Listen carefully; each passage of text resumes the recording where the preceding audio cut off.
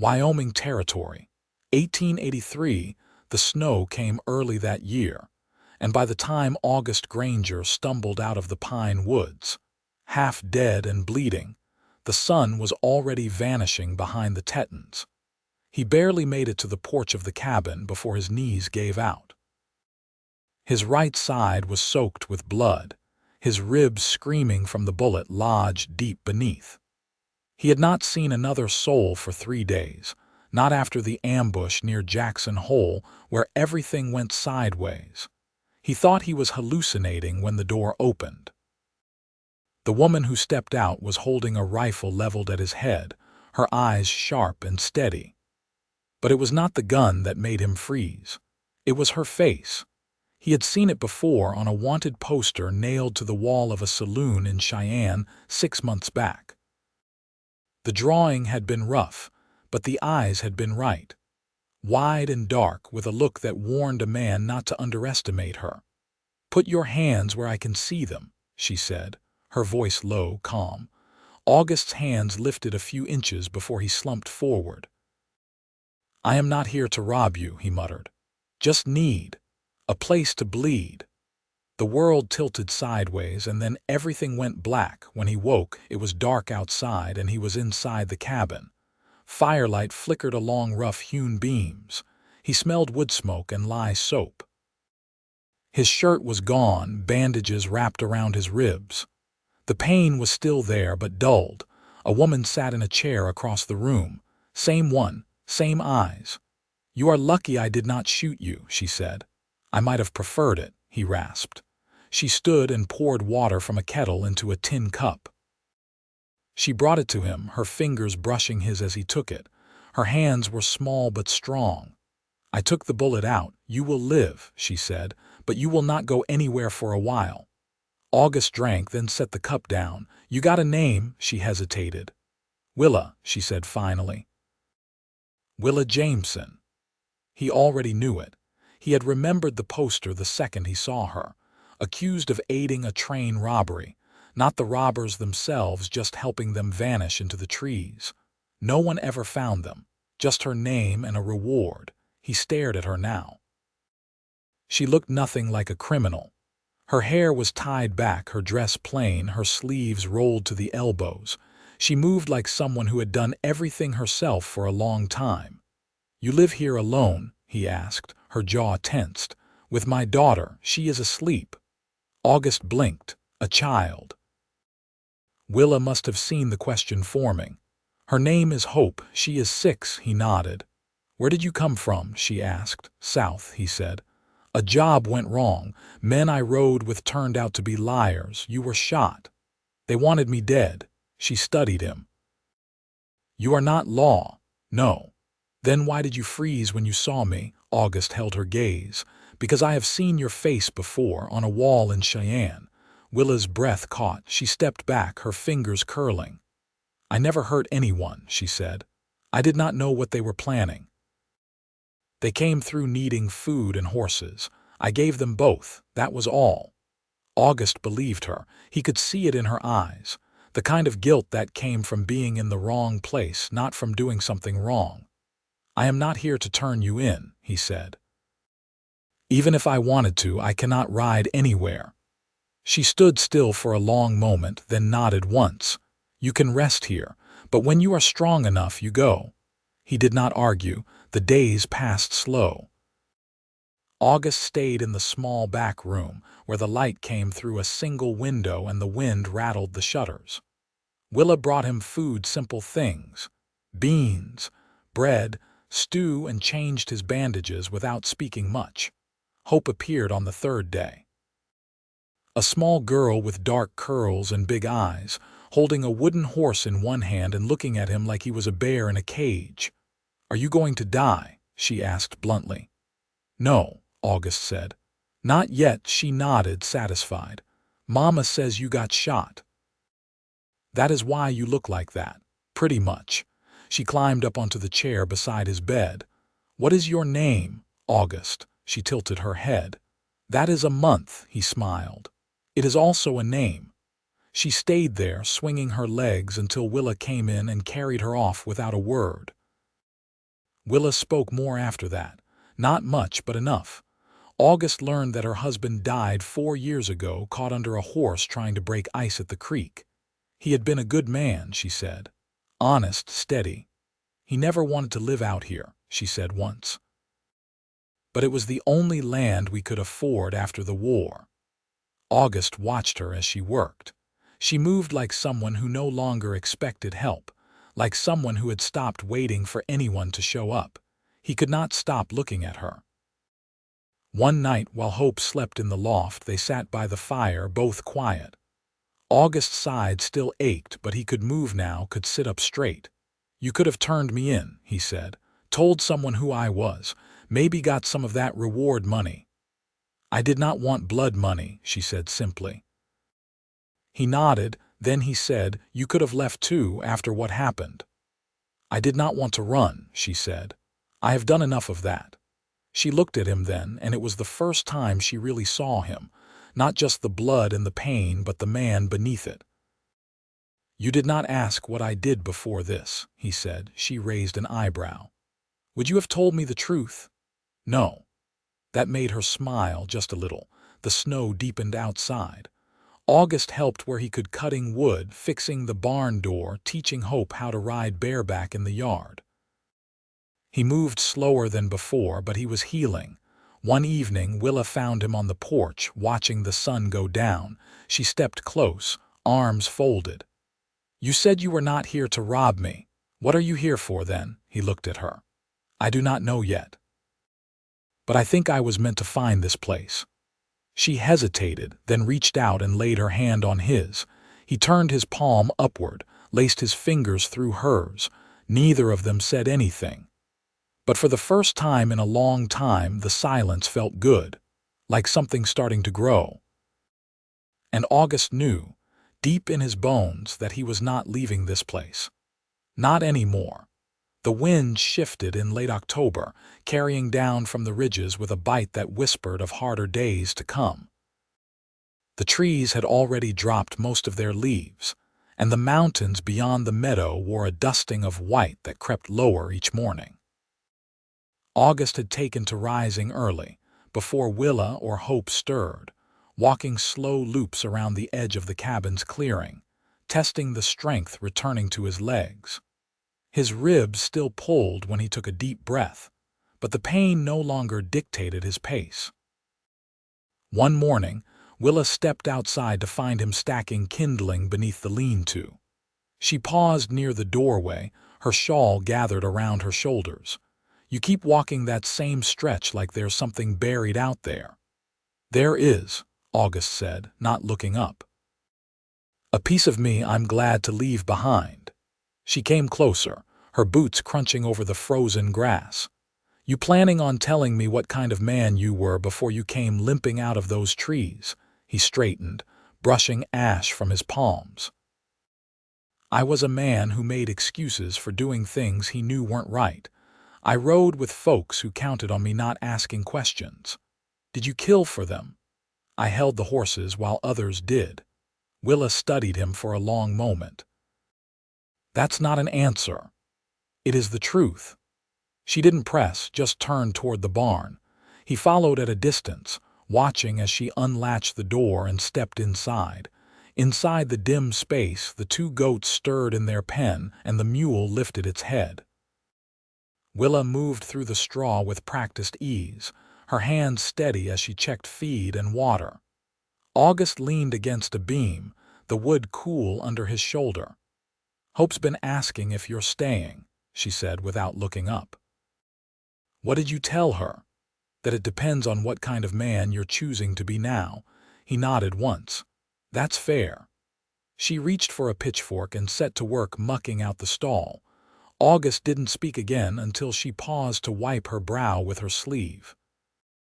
"You ever think about leaving this place?" he asked. "Sometimes," she said. "When the roof leaks or the creek freezes solid, but my husband's buried on that hill, and Hope knows these woods better than she'd know any town." He stepped closer, careful not to crowd her. "If I stayed, I wouldn't be looking to run either." Her hand stilled on the handle. That ain't something you need to say just because you feel grateful. I don't say things I don't mean. She looked up at him, eyes unreadable in the half-light. You'd be taking on a life that don't bend easy. This land doesn't let up for anyone. I'm not asking it to. A distant noise broke the silence, a branch snapping, sharp and quick. Willa's head turned fast, her hand already drifting toward the shotgun hanging beside the barn door. August moved first, stepping out into the light. Hope came into view a moment later, dragging a bundle of sticks nearly as big as she was. Her cheeks were red from cold and her mitten hung crooked on one hand. "Mama, I got the cedar you wanted," she called. Willa exhaled, tension slipping from her shoulders. "What'd I tell you about going that far without the dog? He's lazy," Hope said. "He won't come if he's sleeping." Willa took the bundle from her and set it on the chopping block. "Next time you wait for me." Hope nodded, then turned to August. "Mama says you used to ride horses fast enough to beat the wind. Is that true?" "I did." "Can you teach me?" Willa opened her mouth, but August answered before she could. "If your mama says yes, I'll teach you everything I know." Hope lit up, then skipped toward the cabin, calling for the dog. Willa watched her go, then turned back to him. "She's taken to you quicker than I expected. I never had much use for children before. Didn't think I'd be any good with them." "Funny," Willa said. "She thinks you hung the moon." August looked out over the trees where the sun had begun to rise, casting gold through the branches. Maybe that's what makes a man change. Knowing someone's looking up at him like that. Willa was quiet for a long while, then said, "We've got a neighbor, lives 3 ridges over. Widow like me. She's got a boy nearly grown who comes by once a month to check her roof. She might mention you next time she stops in for coffee. You worried what she'll say? I'm thinking about whether I'll care." August turned to her slowly, and Willa brushed a strand of hair behind her ear. "Ask me again after you fix that fence out back." He smiled, not with charm or pride, but with something quieter, something earned. "I'll get the hammer." And she let him go, the barn door swinging shut behind her as she knelt to finish the work she'd started, her hands moving with steadiness, but her heart not quite as guarded as it had been. By the time the fence was mended and the frost had settled thick on the grasses, August had taken to sleeping in the barn loft when night fell. He told Willa it was so he could hear if the mule started fussing, or if something came sniffing around the pens, but truth was, he didn't want to press too close too fast. The cabin was hers, and he was still a guest, no matter how many chores he took on or how often Hope leaned against his leg like she'd known him all her life. It was late one night when Willa climbed the ladder into the barn, a lantern swinging low in her hand. She didn't speak as she reached the top, just set the lantern down and sat on the edge of the hay pile, her coat buttoned half up and her hair loose from the wind. August shifted onto one elbow. "Something wrong?" "I had a letter today," she said, glancing over. "Came with the trader's boy. From my brother in Kansas. Didn't know you had kin." "I didn't mention him," she said. "He's not someone I lean on." August didn't ask why. He waited. "He wants me to bring Hope east. Says there's a school she could attend and work in the town for me. Says I'd be safer. You thinking of going?" She rubbed her gloved palms together. "I thought I was done with deciding things alone." August sat up fully, the hay shifting beneath him. "If you'd rather be there, I wouldn't hold it against you, but if you're asking what I see this place fits you. You've made something steady here." "I wasn't asking for your blessing," she said, but her voice held no bite. "I was wondering if you'd come with us if I did go." He blinked once. "You'd want that. I've lived 4 years doing everything myself. I could keep on doing it. But I don't want to not if there's a man here who's proven he knows how to stay. I've never been east of Abilene. You afraid of rail cars, afraid of what I'd be there." Willa looked at him, and the lantern's flicker caught the curve of her cheek. "I don't want you to be anything but what you are now. That's the truth of it." He reached for her hand, slow and sure, her fingers curled into his. "Then I'd follow you," he said. "But I'd rather build something here if it's all the same." She was quiet a long while before saying, "I don't trust easy, but you haven't given me a reason not to." He leaned closer, pressing his forehead to hers. "I won't." She stayed like that, close and still, until the lantern burned low and the chill crept in. When she finally stood, he didn't stop her, but both of them knew something had shifted. The next morning, Willa didn't mention the letter again. Instead, she handed him a basket and pointed toward the lower slope where the last of the apples had fallen. "Get what you can before the bears do," she said. "I'll be boiling jars come afternoon." He grinned and took the basket, and as he walked down through the orchard, Hope came running after him with a wool scarf flapping around her neck and a small tin pail bouncing in her hand. "I'll help," she declared, breath puffing white. He handed her the first apple he plucked from the frost-bitten grass. "Then stay close." They worked in companionable quiet, the late sun slanting gold through the branches. August watched her from the corner of his eye, her careful hands, her narrowed gaze as she inspected each apple like a merchant, then looked back at the cabin up the hill. He didn't need to wonder what kind of man he used to be. Not anymore. He was the kind who stayed. The creek had frozen shallow by mid-November, thin glass cracking under Willa's boots as she stepped carefully across to where the last of the trapped rabbits hung from a pine bough. She worked with steady hands, fingers stiff in her gloves, while the trees groaned in the wind behind her. When the morning sun finally lit the far ridge, it did so without warmth. August was already back at the cabin by the time she returned, kneeling near the hearth, coaxing a flame from damp wood. The scent of smoke clung to his shirt, and when she set the brace of rabbits on the table, he glanced up but said nothing. She peeled off her gloves and hung her coat, then leaned against the wall watching him. "You ever spend a winter in the mountains?" He settled the poker against the stone. "Closest I came was a cattle drive that stalled in the Bighorns. Spent 3 days sleeping under a tarp while the snow came in sideways. You'll need more layers than that shirt if you aim to stay through December. I'll patch the coat I found in your shed." "It's torn at the elbow." She nodded once. "The lining's good, belonged to my brother before he left." August stood slowly, joints stiff from the cold. "You ever hear from him?" "Not since the spring Hope was born." "He was headed west to pan gold, said he'd write, but never did." He crossed the room to the wash basin, dipped his hands into the cold water, and dried them on a towel. "You think he's dead?" "I think if he weren't, he'd have come back."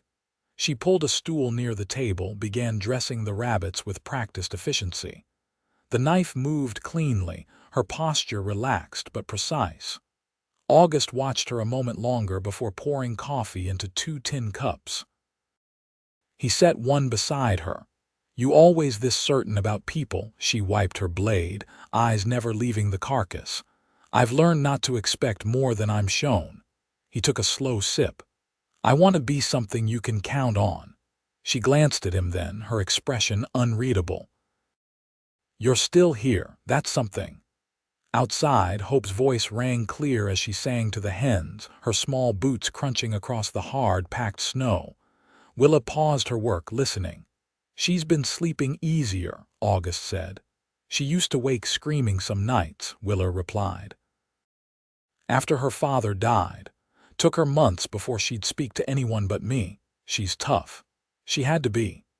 She rinsed her hands, then stepped outside to hang the meat in the shed. August followed. They moved together without speaking, the way people do when silence has ceased to be a burden. When she slid the latch back on the shed door, he caught sight of the spare plow blade leaning in the corner. "That yours?" "It was my husband's. Too heavy for me to use alone." I can fix the yoke on the sled. Then we can run a furrow come spring." She turned to him, the breath from her mouth fogging between them. "You really think that far ahead?" He nodded. "I've been thinking about planting barley. Barley's stubborn. Doesn't take well to poor soil. We've got grit enough between us to coax it through." She let that settle a moment, then reached up to brush a stray snowflake from his brow. Her fingers lingered. "I'm not used to sharing the load." "You don't have to be ready all at once," he said. "Just don't shut me out when you're tired." "I won't." They stood there a long while, the quiet thick around them, until the wind picked up and set the pines swaying above. After supper that evening, Willa sat by the window with a worn needle and a square of torn wool across her lap. August finished mending the saddlebag that had nearly split during his last ride. Hope lay curled under a quilt on the floor, one hand clutching her wooden horse, her breath slow and even. Willa didn't look up as she spoke. "You ever think about the men who left you behind?" "I do." "You hate them?" "No, I think they were just too used to looking out for themselves. I was too once." She pulled the thread tight. "You're not anymore." He met her gaze, steady and quiet. "I don't want to be." The cabin creaked under the weight of the wind, but inside the fire burned warm and steady. Willa tied off her stitch, then stood and crossed to him, placing the mended cloth beside his work. "You still planning to sleep in the barn?" "I was." She nodded once. "You don't have to." He didn't move at first, just looked at her, then toward the small cot tucked into the far corner. "I'll take the floor." "We'll fit," she said, "if you don't mind keeping close." He rose slowly, careful not to wake the child. When he reached her, she took his hand and they crossed the room together, each step quiet but sure. Outside, the snow began falling in earnest. Inside, they lay down not as strangers, not as survivors, but as something steadier, something earned. A beginning, not born of rescue, but of choosing one another, here at the edge of winter.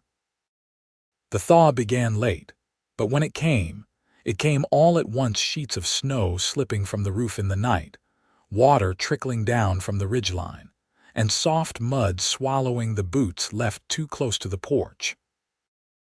Willa stood near the garden plot, sleeves rolled, fingers deep in the cold, damp soil.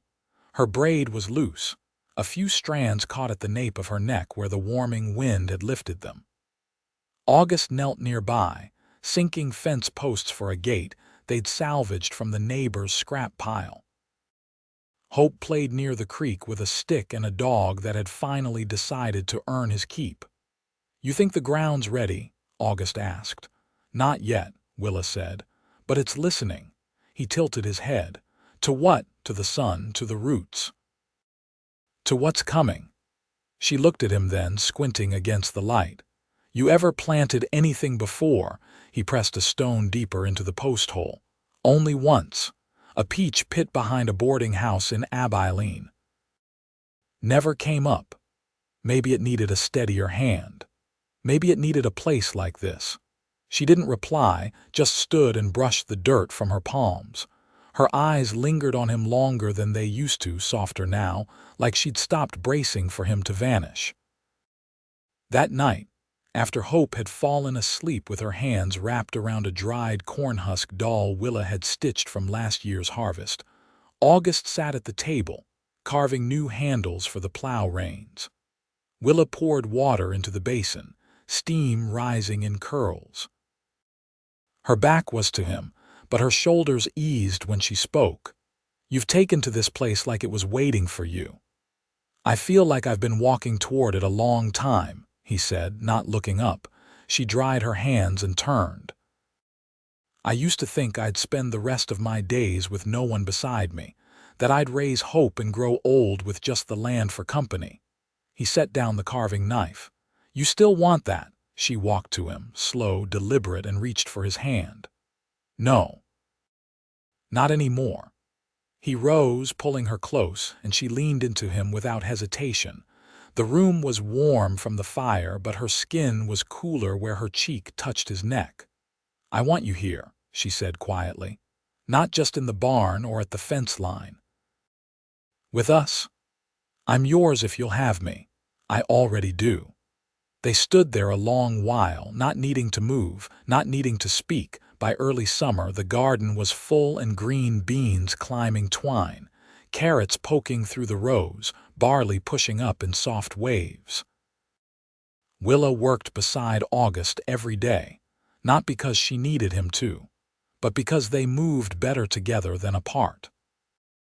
They'd learned each other's rhythms, how she hummed while she mended, how he ran his thumb along the edge of a tool before using it, how Hope's voice carried across the meadow when she laughed. One Sunday, August hitched the mule to the cart and took Willa and Hope down to the river bend where the cottonwoods bloomed. Willa wore a faded blue dress and a ribbon in her hair, and August could barely look at her without remembering all the sharp edges time had worn smooth between them. They picnicked beneath the trees, and Hope lay back on a blanket with her arms spread wide, pretending the clouds above were moving just for her. Willa sat beside August, her knee brushing his. "You ever think you'd end up like this?" "No," he said. "But I've never wanted anything more." She pulled a folded paper from her pocket. "I never sent it," she said. He took it. It was the letter from her brother in Kansas, still sealed. "You sure?" "I'm sure." He looked at her, then tore it in half and tossed it into the river, letting it drift. That night, long after Hope had fallen asleep in the loft, August and Willa sat on the porch while the stars came out. The mountains were dark shapes against the sky, and the land stretched quiet around them. "I want to marry you," August said, voice low. Willa didn't speak at first. "Then, not because you feel like you owe me, no, because I want to wake up every morning knowing this is mine, this life, this family. I'd ask you in a church, but this porch feels more honest." She turned to him and reached for his hand. "Then ask me here." He did, and she said yes. They married in July with 2 neighbors as witnesses and wildflowers in Willa's hair. Hope carried a basket of petals and took the role more seriously than anyone had expected. Afterward, they held hands beneath the same cottonwoods where the river curved and promised nothing fancy, just steadiness and truth and care. The seasons turned again. Barley was harvested and threshed. The roof held through the storms. Hope learned to read by lantern light beside the hearth, and August built her a stool so her feet wouldn't dangle when she sat. Willa never had to ask twice for help again. She kept her husband's name, but people in town started calling her Mrs. Granger, and she didn't correct them. August carved their initials into the porch rail, not for show, but so he'd see it every morning and remember where he belonged. And Hope, bright and watchful, grew up knowing what it looked like when 2 people chose each other and stayed.